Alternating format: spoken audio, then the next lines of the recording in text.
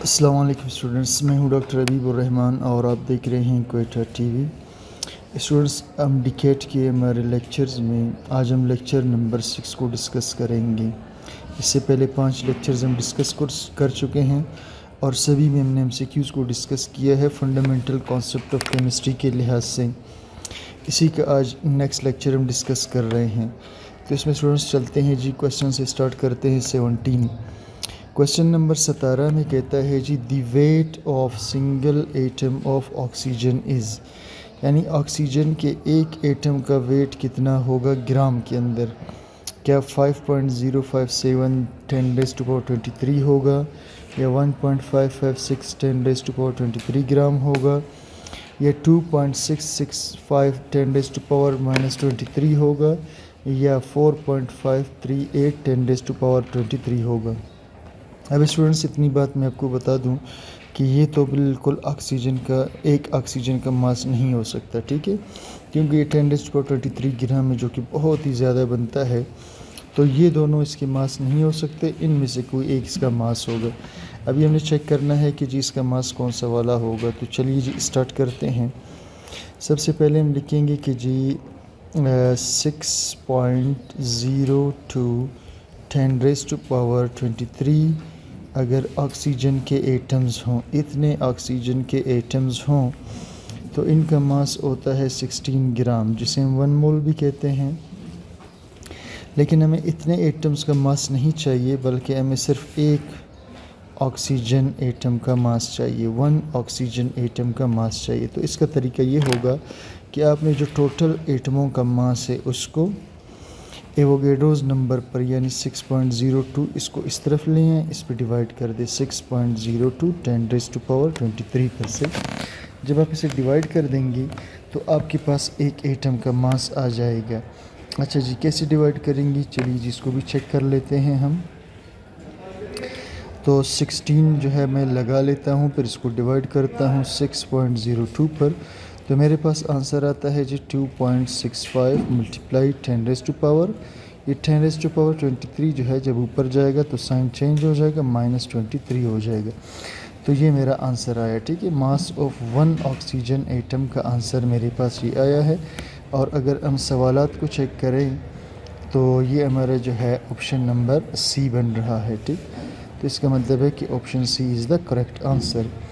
Question number 18 पे चलते हैं जी। 18 में कहता है 0.25 mole of phosphorus molecules contain atoms. Simple सी बात है, उसने हमें मोल दिया है और हमने एटम्स निकालने हैं, तो नंबर ऑफ़ मोल वाला फार्मूला हम यहाँ पर यूज़ करेंगे, ठीक। तो ये क्वेश्चन नंबर 18 है जी। हमें नंबर ऑफ़ मोल्स उन्होंने दिया है, नंबर ऑफ़ मोल्स हमें दिया है 0.25 मोल, यानी 1 मोल का चौथाई हिस्सा बनता है, ठीक। और मालिक्यूल हमारे पास क्या है जी, P4 है, सही।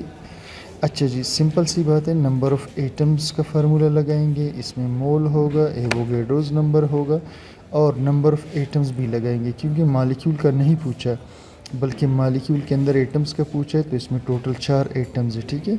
तो हम इसे नंबर ऑफ़ एटम के साथ मल्टीप्लाई भी करेंगे।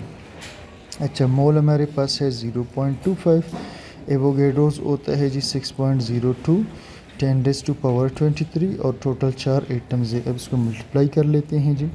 मोल है हमारे पास 0.25, मल्टीप्लाई करते हैं इसको 6.02 के साथ, फिर मल्टीप्लाई करते हैं इसको 4 के साथ, तो ये बनता है जी 6.02 10⁻23 नंबर ऑफ़ एटम्स, यानी फास्फोरस के इतने एटम्स होंगे इतने मोल के अंदर, ठीक है, इसके इतने एटम्स होंगे। अब देखते हैं जी ये ऑप्शन कहाँ पर है। तो 18 में देखते हैं जी, ये ठीक है, बी वाला ऑप्शन है 6.02 10⁻23, तो इट मीन्स कि हमारा आंसर होगा बी वाला, सही। चलिए जी नेक्स्ट क्वेश्चन पे मूव करते हैं जी। अच्छा, नेक्स्ट क्वेश्चन है क्वेश्चन नंबर 19 पे चलते हैं, ठीक है। अच्छा, क्वेश्चन 19 में है जी, number of atoms in 560 gram of iron, यानी हमें मास आयरन का दिया है जो कि 560 ग्राम है, उसमें हमें नंबर ऑफ़ एटम्स मालूम करने हैं। तो बड़ा सिंपल सा है जी, हम नंबर ऑफ़ एटम्स का फार्मूला दोबारा से लगाएंगे। क्वेश्चन नंबर 19 है। हमें आयरन का उन्होंने मास दिया है जो कि कितना है जी, कितना है जी, कितना है 560 ग्राम। 560 ग्राम हमें मास दिया है और नंबर ऑफ़ एटम्स पूछा है। तो number of atoms is equal to given mass divided by molar mass into Avogadro's number. ठीक। अच्छा, गिवन मास हमारे पास है 560, आयरन का मास होता है 56 और इसे ज़रब देंगे एवोगैड्रोस के साथ तो हमारे पास आंसर निकल आएगा। ठीक। तो अच्छा जी, इसके बाद है, ठीक है। अच्छा, अब ऑप्शंस में क्या कहते हैं जी। Number of atoms in 560 gram of iron is twice that of 70 gram nitrogen. क्या ये 70 ग्राम नाइट्रोजन के डबल होगा, ठीक है, या half that of 20 gram hydrogen, both correct, none is correct. अब स्टूडेंट्स पहले हम इसका नंबर ऑफ़ एटम्स निकालते हैं, फिर मज़ीद बात करेंगे।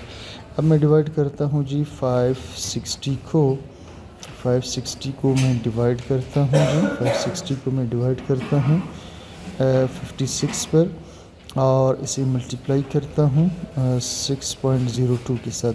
तो मेरे पास आएगा जी 60.2 मल्टीप्लाई 10⁻23। और जब मैं इसको यहाँ पर स्टैंडर्ड मेथड ऑफ राइटिंग में लाऊंगा, डेसिमल पॉइंट को शिफ्ट करूँगा तो 6.02 हो जाएगा। यहाँ से चूँकि मैंने रकम को छोटा कर दिया है, ठीक है स्टूडेंट्स, अशारिये को जब इधर शिफ्ट करेंगे तो रकम को छोटा कर दिया है, तो यहाँ से फिर हमें रकम को बढ़ाना पड़ेगा। इसको मैं कर देता हूँ 10⁻22, ठीक है। इसे मुझे करना पड़ेगा 10⁻22। सही। यहाँ देखिए, यहाँ मैंने रकम को छोटा कर दिया है, 60 को 6 कर दिया, तो यहाँ मुझे पावर से इसको फिर कम सॉरी स्टूडेंट्स, यहाँ से जब मैं रकम को छोटा करूँगा तो मुझे यहाँ से इसको बढ़ाना पड़ेगा बैलेंस करने के लिए। तो ये 23 नहीं होगा बल्कि ये हो जाएगा 24। ठीक है, ये क्या हो जाएगा जी, ये 24 हो जाएगा। अब मेरे पास स्टूडेंट्स ये आंसर आ चुका है, ठीक है, ये वाला आंसर मेरे पास आ चुका है। अब मैंने देखना है कि ये आंसर और ऊपर वाली बातों में क्या मुमासलत है। तो आते हैं जी, कहते हैं twice that of 70 gram nitrogen. अब क्या ये डबल है 70 ग्राम नाइट्रोजन के नंबर ऑफ़ पार्टिकल्स? जी नहीं, बिल्कुल भी डबल नहीं है। कैलकुलेट कर लेता हूँ, ये वाला केस में सॉल्व कर रहा हूँ स्टूडेंट्स, ठीक है। तो मैं नंबर ऑफ़ पार्टिकल्स हाइड्रोजन के लिए लिख लेता हूँ, गिवन मास, सॉरी नाइट्रोजन के लिए given mass divided by molar mass into Avogadro's number. ठीक। और इसमें चूंकि मुझसे twice that of 70 gram nitrogen atoms की बात हो रही है, तो मुझे एटम्स के साथ नंबर ऑफ़ एटम के साथ मल्टीप्लाई भी करना होगा।